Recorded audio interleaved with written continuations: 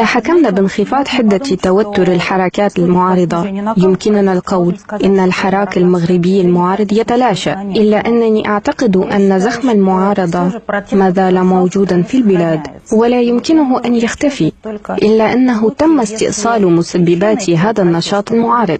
وللأسف لم نشهد تغيرات ملحوظة نحو الأفضل سواء في المجال الاقتصادي أو السياسي منذ قدوم الحكومة الحالية. والاحتجاج الاقتصادي والسياسي كان يشكل إحدى القوى المحركة للمعارضة في سائر المغرب. للأسف تواجه الحكومة مشاكلا معينة مثل التضخم المالي والبطالة، وهي تغذي المعارضة. ولكنني أريد أن أذكر بإحدى الدراسات الرسمية التي أجريت مؤخرا، وقد تضمنت سؤالا موجها إلى المغاربة، وهو: هل أنتم سعداء؟ وأجاب 7 أشخاص من أصل 10 بالنفي. أتفهم أن هذا الجواب لا يعكس وضعهم الاقتصادي والاجتماعي، وأن مسألة السعادة أوسع من ذلك بكثير وأكثر تعقيدا، ولكن هذا يعكس على أي حال عدم رضا لدى 70% من المغاربة عن وضعهم الحالي. ويزيد الطين بلة تباطؤ مستوى النمو الاقتصادي. كان مستوى النمو سابقا يصل إلى 6%، وكان هذا طبيعيا. أما الآن فمستوى النمو الاقتصادي لهذا العام لا يتعدى 3% حسب الخبراء، وهذا يجعل الأوضاع في المغرب أسوأ، والتي بدورها توفر البيئة اللازمة لنشاط الحراك المعارض. هناك جانبان معقدان لهذه المسألة.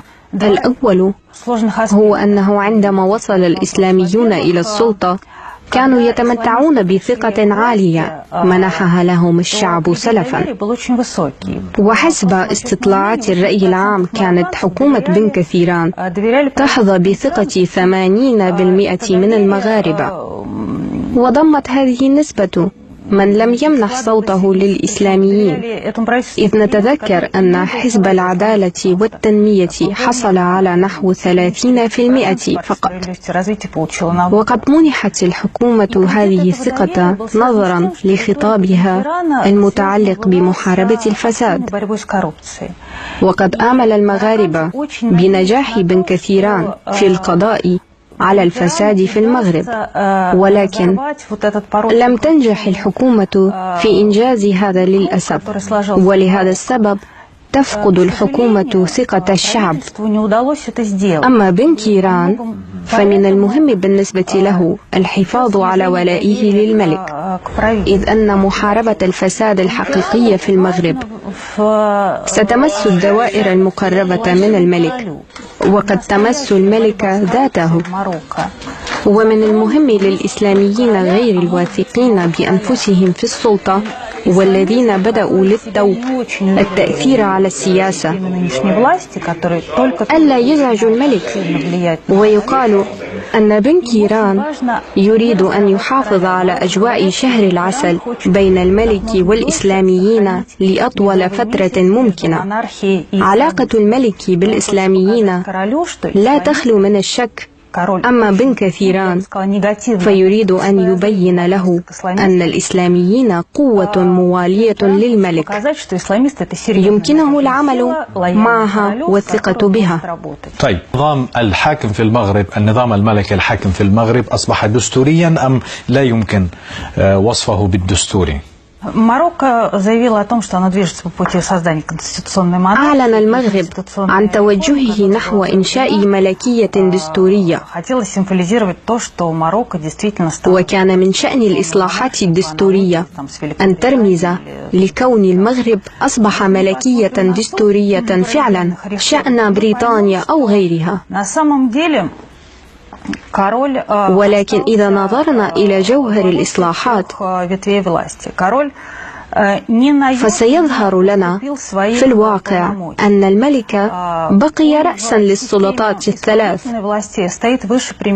وأنه لم يقلل صلاحياته أبدا. ففي السلطة التنفيذية يقف الملك أرفع من رئيس الحكومة، وهو أيضا رأس السلطة التشريعية والقضائية، ويترأس المجلس الأعلى، وما زال أميرا للمؤمنين ورئيسا للدولة. أعتقد أن الملك قد نجح بفضل الإصلاحات في الدستور، بحيث يتمتع رئيس الوزراء بالصلاحيات شكليا. فقبل هذه الإصلاحات كان بمقدور الملك تعيين زعيم أي حزب رئيسا للوزراء، أما الآن فقد تغير الأمر. في الواقع ساحة رئيس الوزراء السياسية ضيقة للغاية، ولا يمكنه فعل أي شيء بلا الملك. وبعد مضي عام على تشكيل حكومة جديدة في المغرب برئاسة الإسلاميين،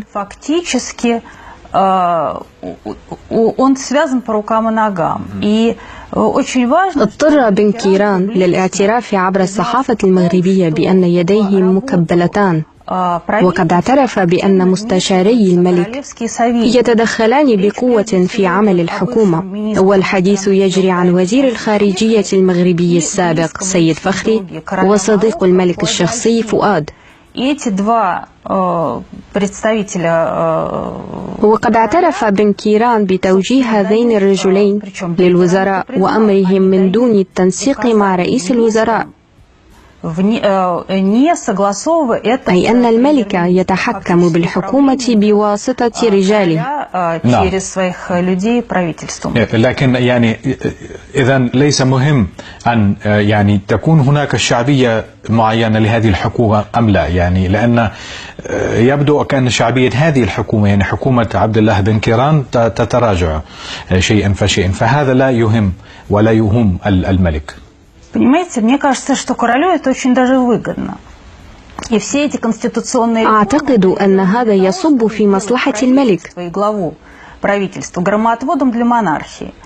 وقد أجريت كل هذه الإصلاحات الدستورية لجعل الحكومة ورئيسها مانعا للصواعق التي قد تضرب الملك،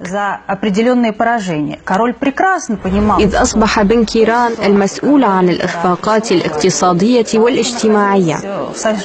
كان الملك يفهم جيدا أن وضع المغرب لحظة وصول بن كيران للسلطة يرثى له، وبمنح بن كيران هذه السلطة حمله الملك المسؤولية عن كل هذه الإخفاقات، والملك بهذا يمسك بزمام الأمور، ويمكنه اتهام حكومة بعدم الكفاءة وغياب الإمكانيات لإدارة الدولة،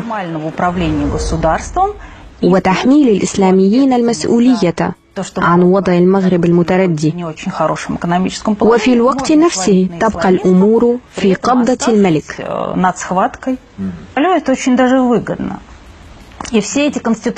أعتقد أن هذا يصب في مصلحة الملك. وقد أجريت كل هذه الإصلاحات الدستورية لجعل الحكومة ورئيسها مانعا للصواعق التي قد تضرب الملك،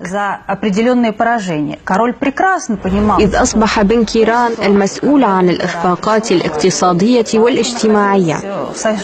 كان الملك يفهم جيدا أن وضع المغرب لحظة وصول بن كيران للسلطة يرثى له، وبمنح بن كيران هذه السلطة حمله الملك المسؤولية عن كل هذه الإخفاقات، والملك بهذا يمسك بزمام الأمور، ويمكنه اتهام حكومة بعدم الكفاءة وغياب الإمكانيات لإدارة الدولة، وتحميل الإسلاميين المسؤولية عن وضع المغرب المتردي. وفي الوقت نفسه تبقى الأمور في قبضة الملك.